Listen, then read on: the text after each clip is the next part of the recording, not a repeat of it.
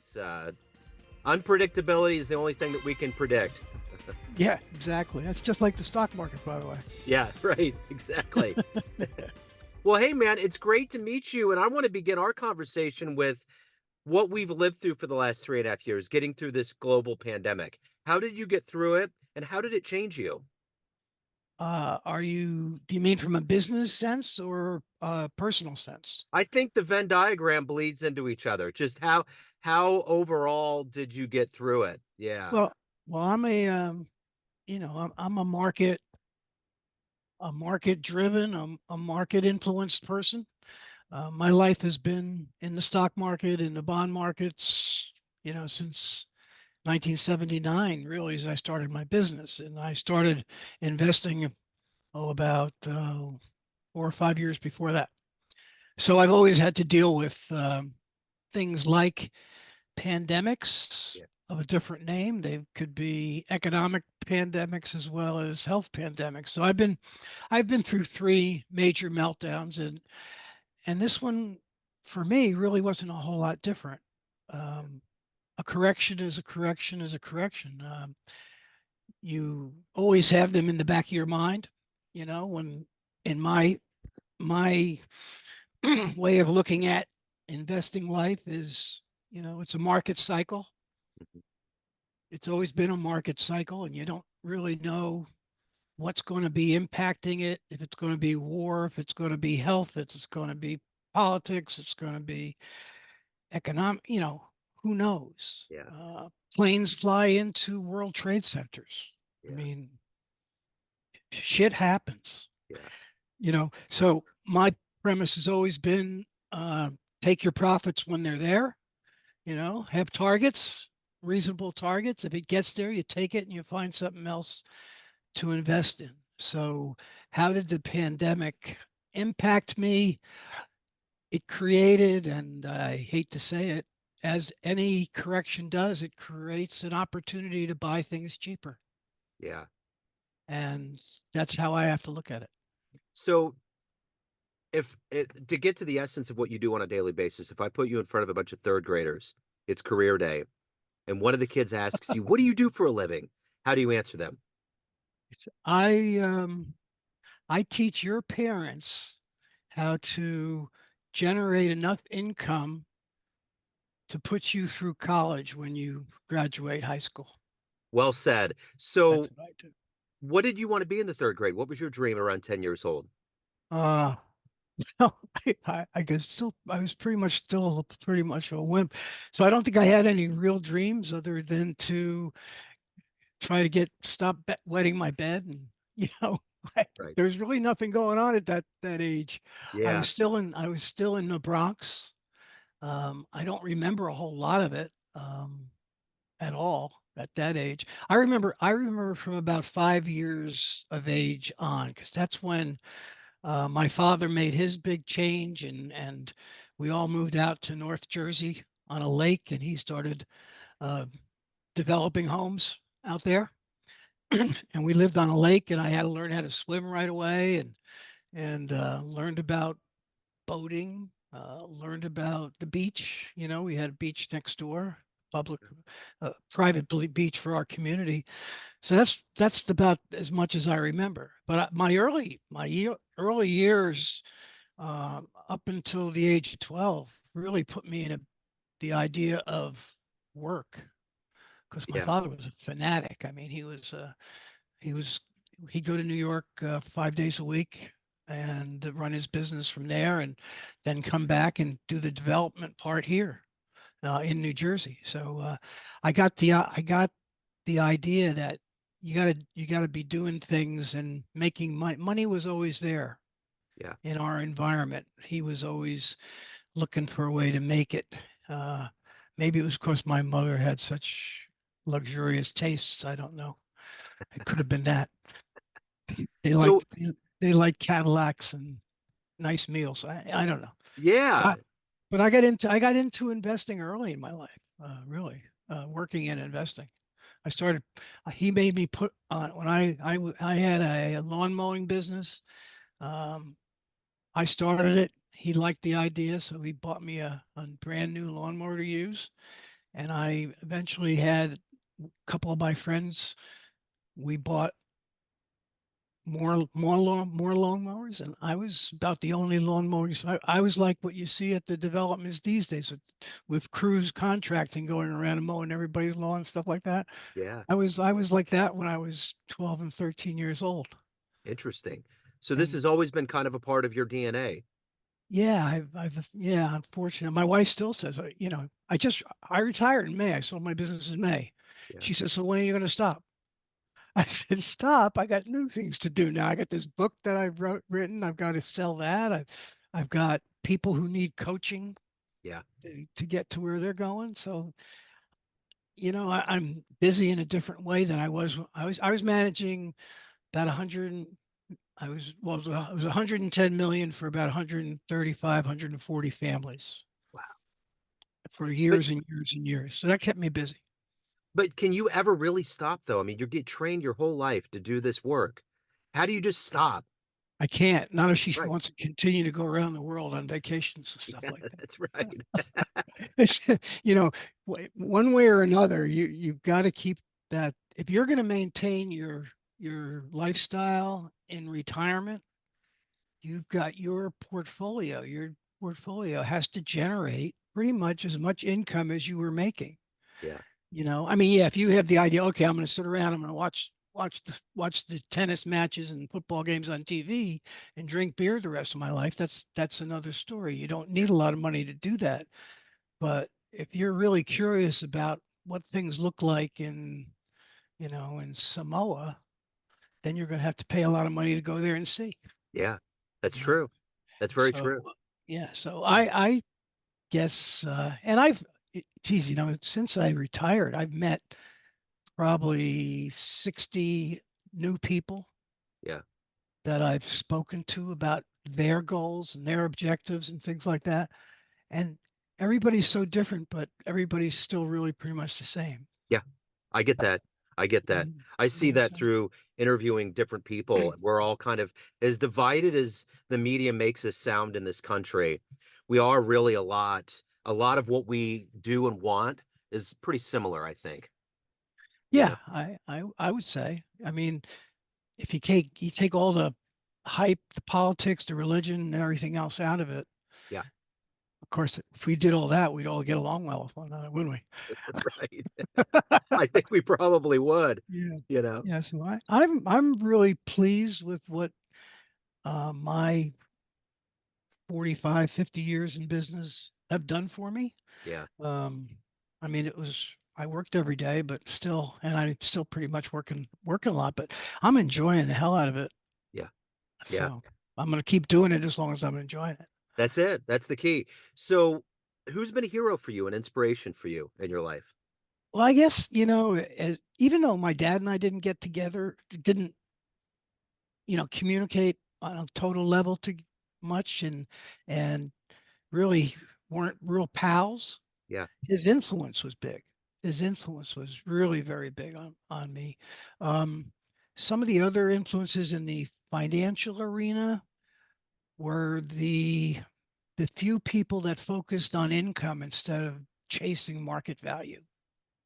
I think one of the biggest secrets to investing is to get that focus into the income area as opposed to um, pretty much childishly playing the yo-yo market value game. I mean, the market values go up. I mean, just in the last 2 days, we've lost a couple hundred points. I mean, if you're me and you took all your profits those last 2 days, fine, it doesn't matter. Now I can buy something else cheaper. But most people hang on, they buy and hold, they buy and hold, they buy and hold, and then a correction comes along and they get 30%. They have 30% less assets to to sell to get the 4% of their portfolio they want to spend. 4% of your portfolio is pretty much the ideal. That's what most advisors will tell you. You're going to spend 4% of your asset base each year.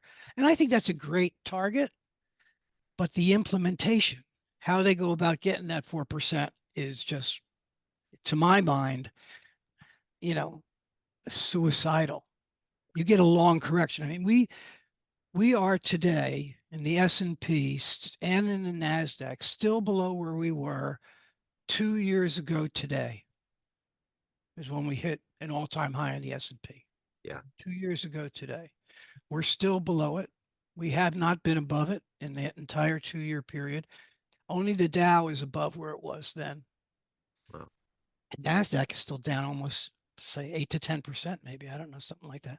But the idea is that if you were taking 4% from your portfolio over that period of time, it has to come out of capital Yeah. because most advisors have you reinvest all your dividends. So you have to sell something to get the 4%. Mhm. And they never take profits, they only take losses. So they're just pissing away capital all the time. Whereas I'm saying to people, if you want to take 4% from your portfolio, I'm going to make you 4% Yeah. in income on Right. that portfolio. You want to make five, you want to spend five, I'll make you 5% because I know I can. Yeah. And I know that I can right now because interest rates have gone up. This is a lot of people say, what's he talking about? Interest rates have gone up, so prices have come down on existing income producing securities. I can get you 10% right now, Yeah. and just 18 months ago, when interest rates started to go up, I was getting you 7%. Now I can get you 10% because of that relationship between interest rates and the prices of securities. Yeah. That's the way it works. Yeah. So that 4% is easy to get, but the other guys, they don't try to get it for you in the form of income. They're hoping to grow that market value Yeah. and then you can sell something and get that 4% from that. So I think that flies in the face of the reality of the market cycle. Yeah. The market doesn't go straight up, pal. Right. It doesn't. Right. I get it for sure. So if you can meet one really good mind alive on the planet right now and spend some time with them, who would it be? I mean, other than my wife, one great, I probably am a little remiss in that area. I don't have a bunch of heroes. Yeah. I'd like to find a hero. Remember the song when you said, "Where have you gone, Joe DiMaggio?" Yeah, And that's then right. here it turns out he wasn't really much of a hero after all, Yeah. you know, on the personal side. Yeah. But yeah, I can't say that there's one person right now in Right. the political, social, economic areas that I totally am that big a fan of that I call them my hero. Yeah. I guess I get um, when I meet somebody who really excites me and I can spend the whole time talking to them, then they become my temporary hero. Right on. But I Yeah. really, I guess, I don't know if that's a flaw on my part that I don't have somebody like that, but I really don't. Yeah, no, I think it's good. I think it's totally admirable. I think we get into hero worship a lot and no, I think that's great. What is your motivation? You're obviously very highly driven, very successful at what you do. What gets you out of bed? What has historically been kind of your motivation gas in the tank? Yeah, I just want to see this change. I've been in this field in the financial area, and we get all these instant type of things that Wall Street puts out there for you. I mean, now it's model portfolios. It used to be for a while, it was mutual funds. Then index funds came along and all different types of methodologies and things like that.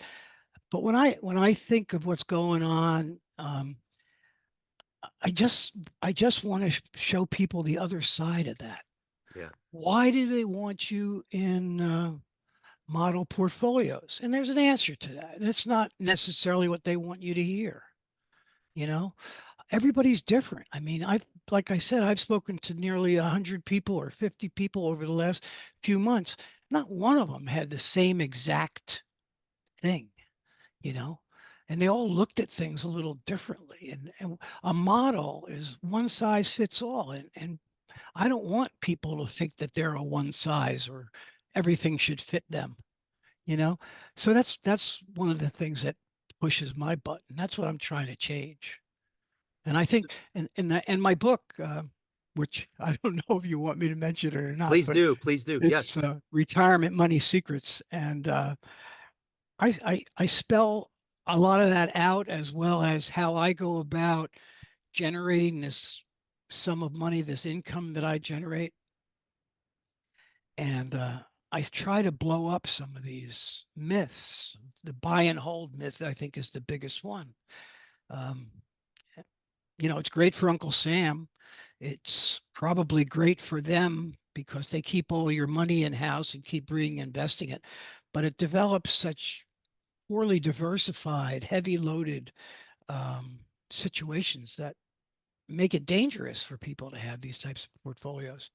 And I feel the same way, similarly, with model portfolios. But I don't mean to criticize them so much as I mean to make people aware that there are other ways. There is another focus. You don't have to just chase market value. You should look after your own income. Just ask your investment advisor, how much income is my portfolio generating for me right now? And most advisors will go, I haven't really thought about that, And you'll look at it, you're making less than 3%. I Yeah. mean, even if they just use the dividend stock approach, they can make more than 3%. They Yeah. can make more 3% in ETFs or mutual funds for that matter, but they don't try. Mhm. And there's a reason they don't try. And I think the reason is the fact that all the metrics in the industry are based on market value. They get paid on AUM, amount under management, and they measure amount by market value. They don't measure it by working capital. The amount that's actually working for you. Yeah. Uh, it's a it's a different um, it's a different type of way of looking at investment. If you have $100,000 portfolio, that's $100,000 that's earning X amount of its dividends and so on. So let's say it's earning 4%. So if that goes up to $130,000, the exact same securities, is it throwing out any more income than it was before? No, it's not. Yeah. It's the same stuff. It's just gone up in price, Yeah. right? Yeah.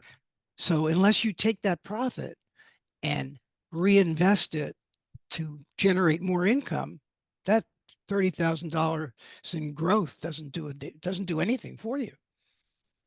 Makes you feel good, but it doesn't do anything for you. So my idea is you take those profits, you reinvest them, and you grow more income.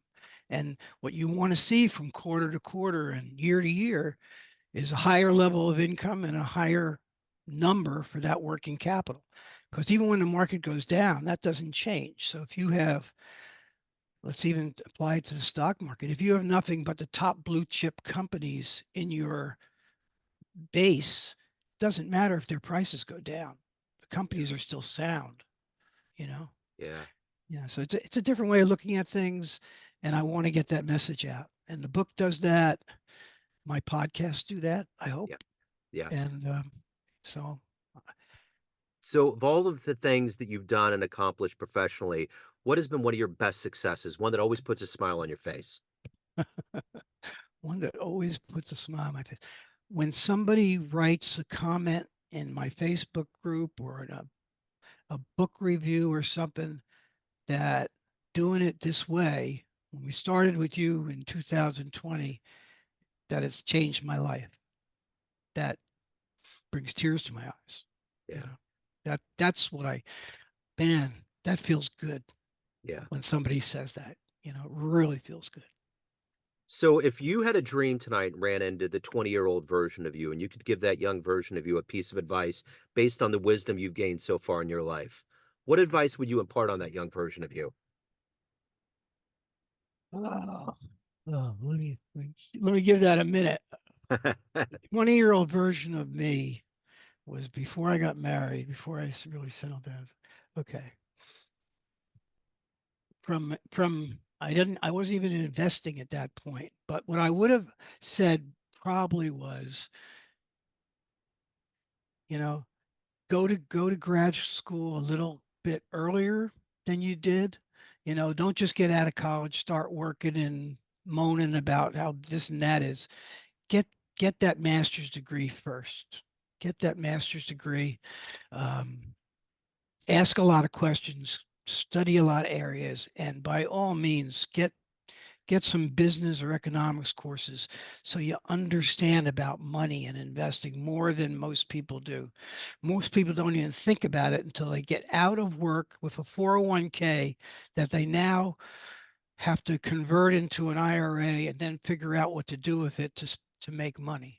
You want to be in a position where you know about investing as soon as possible in your life. And I could have, I had it all around me and didn't really pay much attention to it until the light bulb went off and I started investing. And I said, man, I could have done this. I could have done this 6 years earlier. Yeah. Yeah. So of all the things that you've done and overcome and evolved into at this point, what are you the proudest of? Uh, I guess it go, you got to, I'll put it down into, other than my granddaughter who Yeah. is, just got done with her junior year abroad. Um, and my own accomplishments, I would say that 2021 was my, like almost a swan song because we sold the business the following year. But we had a year where, with the profit taking that was available, we were able to make as much in capital gains for our clients as we did in the base income that was produced by their securities. Typically, let's say you're making, I'll throw out a number. Let's say you're making on your seven-figure portfolio 25,000 a month. Okay. Um, we made 25,000. We made almost 12 months worth of income additionally with capital gains. So we almost doubled the income we produced because we were taking so many profits. And it was such an eye opener to so many people that they really woke up. They didn't wake up until um, February or March of 2022 when they said, "Wow, that rally is all gone. It's Yeah. gone." But I've got I've got twice as much. I got twice as much income in 2021, and that extra 12 months income is now working to make me more income. Yeah. So who cares? Right. I Right. guess that was, it was a great time to say, okay, Ken, we're now ready to sell the business. Yeah. Yep. For sure. For You know, sure. so Yeah. So and you of have course all, we were old too. We were yeah. 78. At 78, you want to start thinking about that anyway, right? Yeah, totally. Yeah, yeah, Yeah, for sure. yeah. So, Steve, everyone out there, all these people have ideas of who they think you are. Family, friends, clients, colleagues, those that get your book, but you ultimately run the show. What's your perception of you? Who do you think you are? Hopefully just a nice person that is can be trusted to do the right thing for himself, his family, and the people he comes in with, and maybe to make them laugh occasionally. Yeah, You know, so I walk around most of my life with a smile on my face, and I like to think that I encourage that in others. yeah. I get it. I totally get it. So, if anyone wants to get retirement money secrets, learn more about you, hire you, reach out to you, what's the best way to do that? Well, the best thing to do is get the book first, and it's available everywhere. Um, Amazon is obviously the most frequented um, shop for books around. And read it. Read it once, read it twice. And if you have questions, you need them answered. There's Facebook groups you can join. They're noted in the book. And my website, theincomecoach.net, is in there. And get in touch. And I'm glad to talk to you. I'm glad to coach you, one or the other. Sure. Yeah. Steve, this has been wonderful. It's been great to talk to you, man. Thank you for taking a minute Nice. out today. Have a great 2024. Same to you. Thank you, Pleasure. It's sir. been my pleasure.